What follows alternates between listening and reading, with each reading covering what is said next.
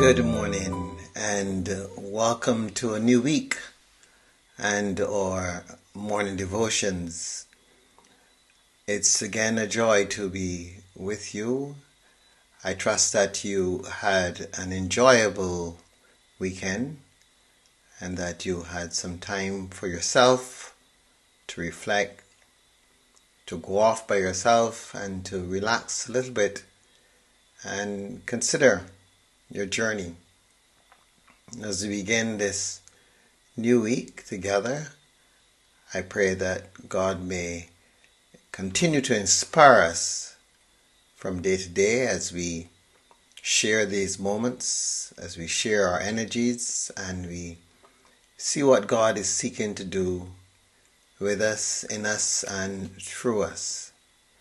It is truly a wonderful time in our world to be here, and I trust that going forward that we may be able to find some new way of being in our world that will enable us to journey together and to benefit from these times that we spend together.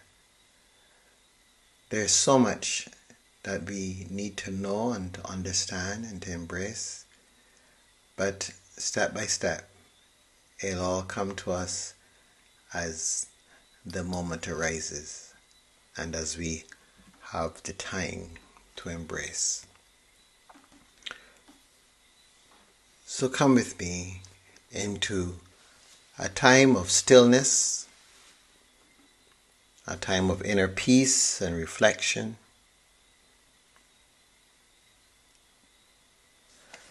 a time of acknowledging the greatness of God.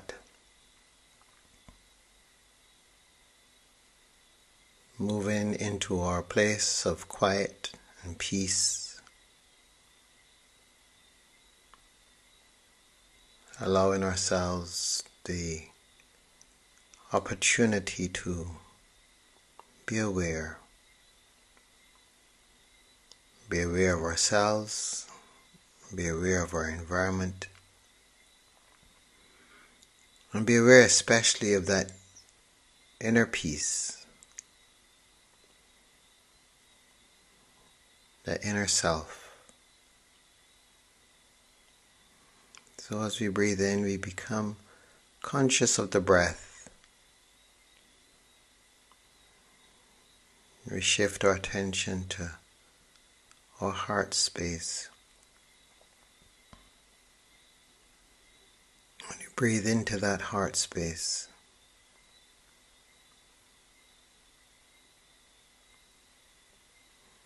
with a sense of gratitude and love,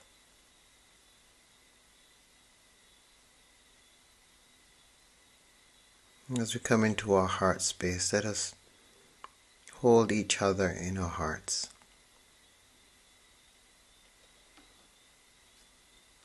Especially those who are going through some challenges.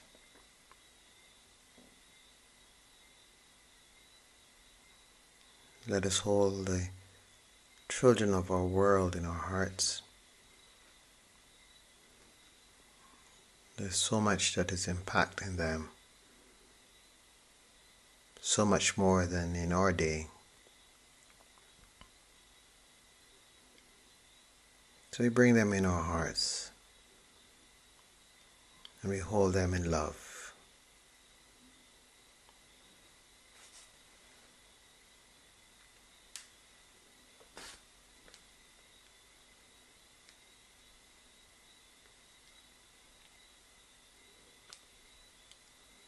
And in that place of love,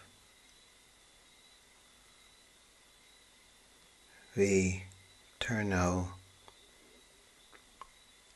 to our scripture reading for today.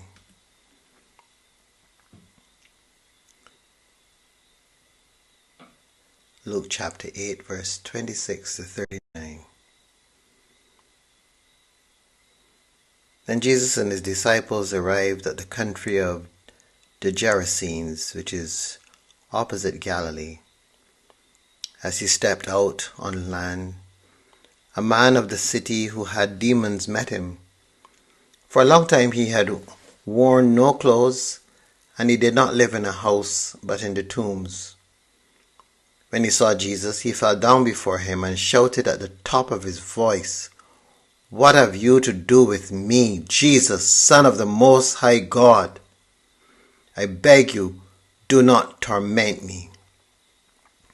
For Jesus had commanded the unclean spirit to come out of the man. For many times it had seized him. He was kept under guard and bound with chains and shackles, but he would break the bonds and be driven by the demon into the wilds. Jesus then asked him, "What is your name?" He said, "Legion," for many demons had entered him. They begged him not to order them to go back into the abyss. Now there on the hillside a large herd of swine was feeding, and the demons begged Jesus to let them enter these. So he gave them permission. Then the demons came out of the man and entered the swine, and the herd rushed down the steep bank into the lake and was drowned. When the swineherds saw what had happened, they ran off and told it in the city and in the country. Then people came out to see what had happened. And when they came to Jesus, they found the man from whom the demons had gone sitting at the feet of Jesus, clothed and in his right mind. And they were afraid. Those who had seen it told them how the one who had been possessed by demons had been healed. Then all the people of the surrounding country of the Gerasenes asked Jesus to leave them, for they were seized with great fear. So he got into the boat and returned. The man from whom the demons had gone begged that he might be with him, but Jesus sent him away, saying, "Return to your home and declare how much God has done for you." So he went away, proclaiming throughout the city how much Jesus had done for him. This is the word of the Lord.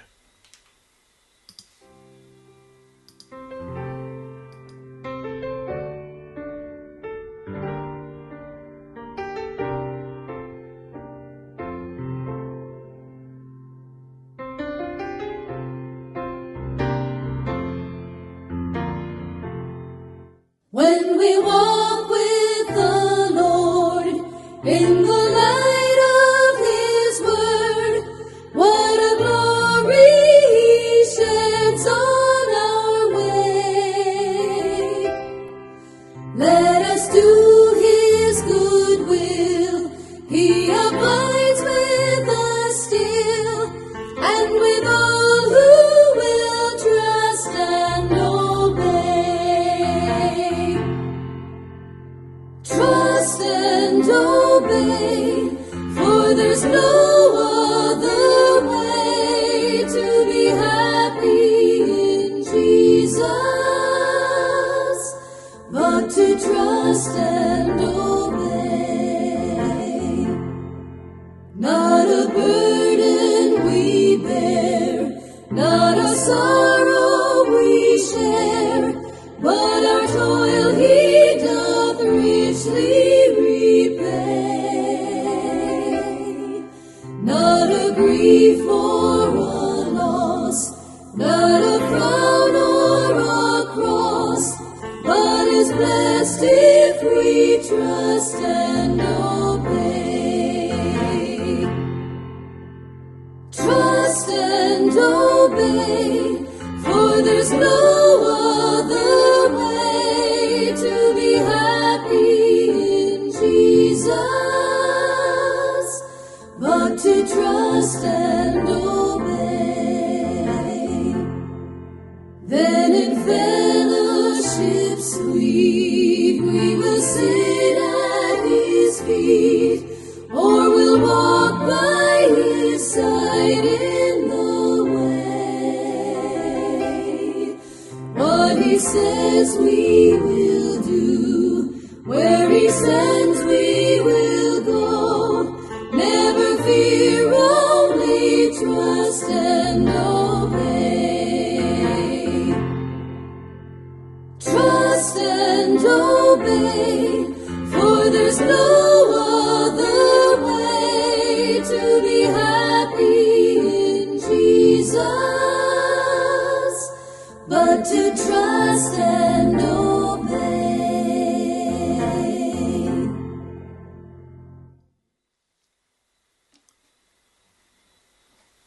During the course of this week, I want us to reflect on that sense of self, especially in the dark times of our lives. We began this week, those of you who might have been at worship in our Anglican tradition during this week, and others who may be following the Revised Common Lectionary, you would have heard the gospel reading of the 10 lepers and the one that came back to say thank you. When I reflected on this, I have that sense of personhood, of self-awareness. One can understand to a large degree when persons have been dehumanized for an extended period of time as lepers. They come to a point where no doubt they do not see themselves as person, but as scum of the earth.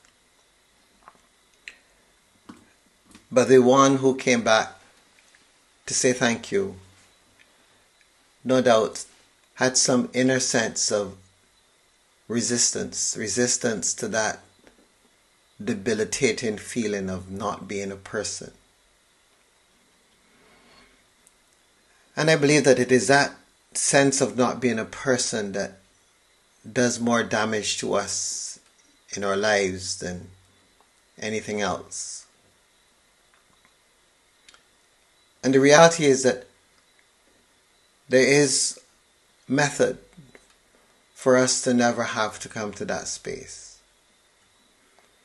And even as I think of this today, I am also mindful of all the children in our world that are going through some real challenging times. And what is unfortunate is that in our effort not to force our children or to in any way coerce them as we might have been coerced, which has its benefits and which is understandable. But we are raising children that do not have a sense of inner being, the inner self, the eternal self. And because of this, I'm mindful to think that this may be at the bottom of some of these attempts at suicide and self-harm. I'm not producing, I'm not getting through as other kids are. I'm fat, I am ugly, I am this, I am that. So caught up with that, and then the onslaught from other kids, cyberbullying and other forms of bullying. With no sense of self, there's nothing left. This is all there is. And so we end it. Let's end it. That's the best thing for me to do. It's so easy to lose that sense of self, especially in those dark moments, moments of despair when everything seems lost. We become the darkness. In the passage today, we see how the demoniac had become the darkness. Little by little, he became the darkness. And so much so that there wasn't just one demon within. It was stated that there were legion. So he was overwhelmed. He harmed himself. He ran off into the wild. In many ways, he was no longer a person. He was just living.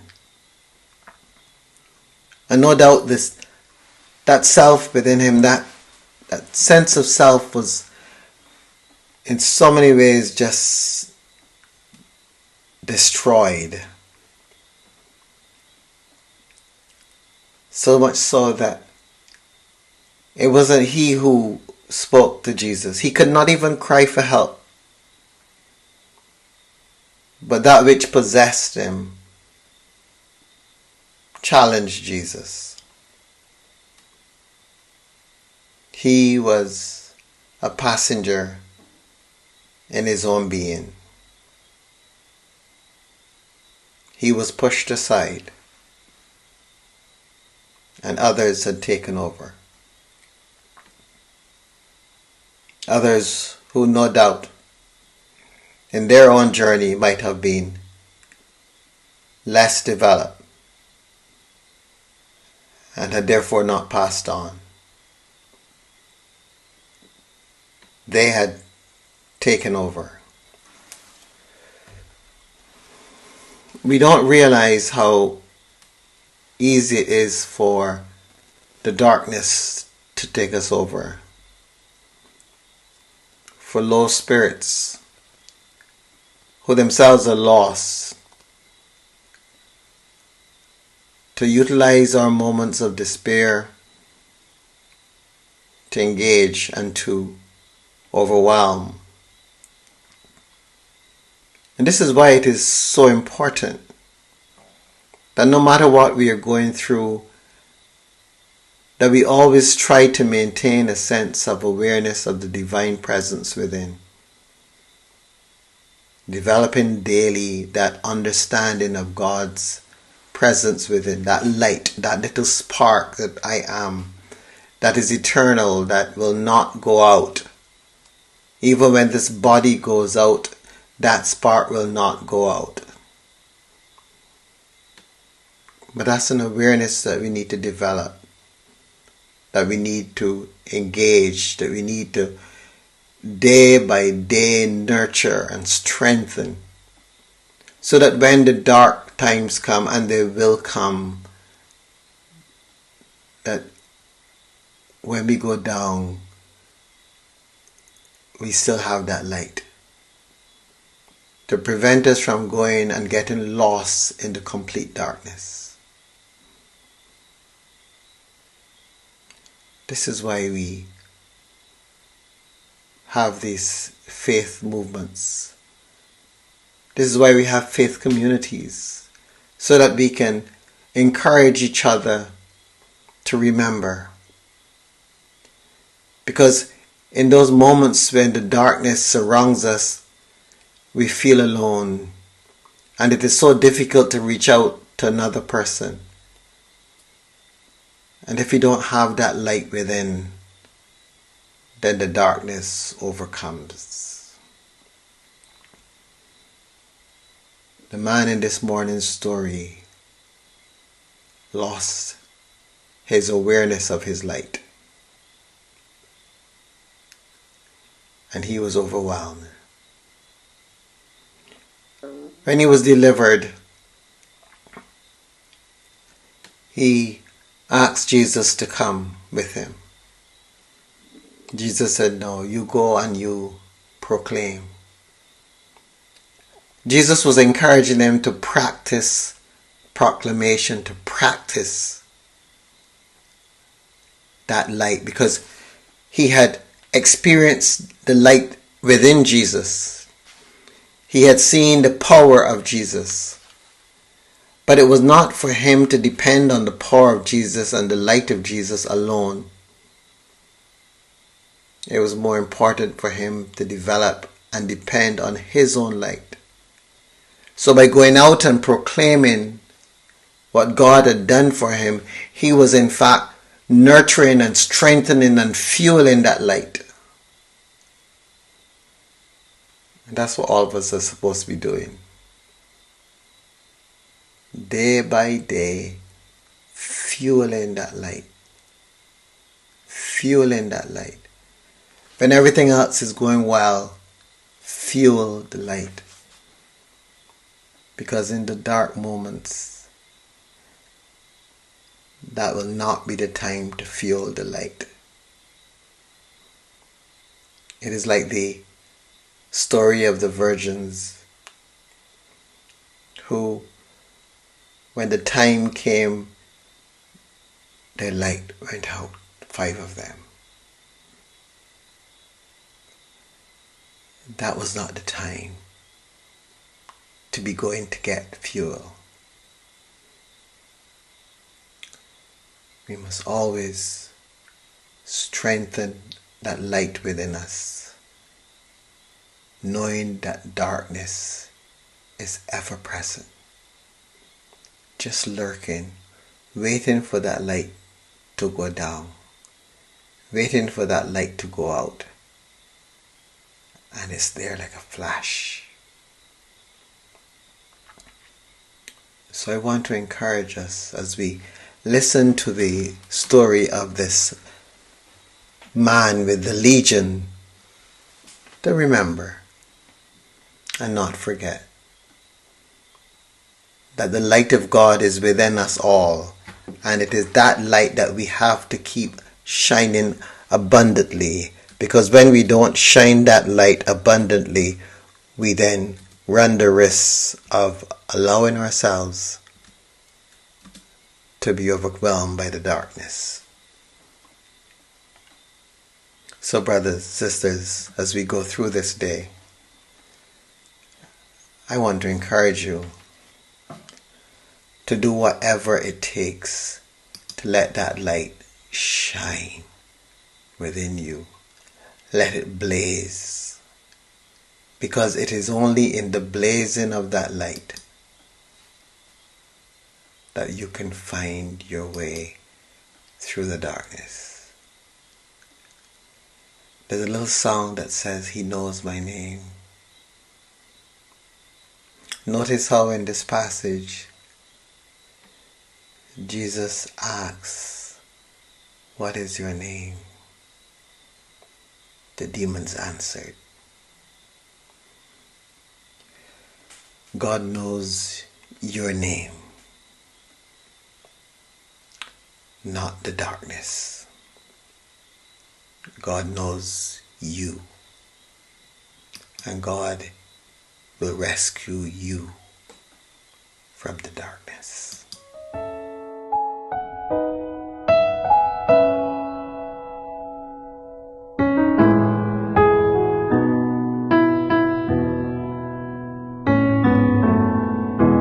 I have a maker. He formed my heart before even time began. My life was in His hands. He knows my name. He knows my every thought. He sees each tear that falls and hears me when I call. I have a Father. He calls me His own. He'll never leave me, no matter where I go. He knows my name. He knows my every thought. He sees each tear that falls and hears me when I call.